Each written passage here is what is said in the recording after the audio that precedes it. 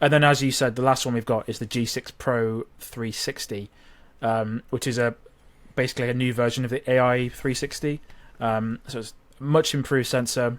So you've got a 12 megapixel sensor now, smart IR as well, which improves the sort of the controllable zones you can use. Again, that resolution is 3504 by 3504, which you said is more pixels than 4K, which is, yeah. And the weird thing is there's no face or license plate detections.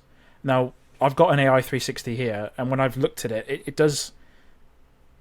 I guess what's happening is when you look at that feed, it does skew things slightly. You have to go into the pan mode to look at things normally, and I'm guessing whenever it scans the feed, it can't quite read things properly if it is skewed slightly, so I'd imagine that's probably the limitation there.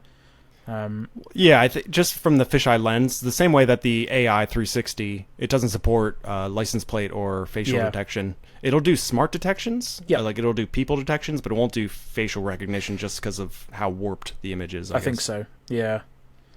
And again, there's some interesting mounting options for this as well, and they come in. All of these come in white and black, just like any other camera they've released now. So to mount the Ethernet port, it's kind of inside the camera. You have to take the whole front off to mount the Ethernet port. It's a bit different to what it used to be. So it looks like it makes it more weatherproof because it goes through a grommet at the back. But yeah, as you said, no pricing on these ones yet. They'll be available in Q3, which sounds further away than it actually is.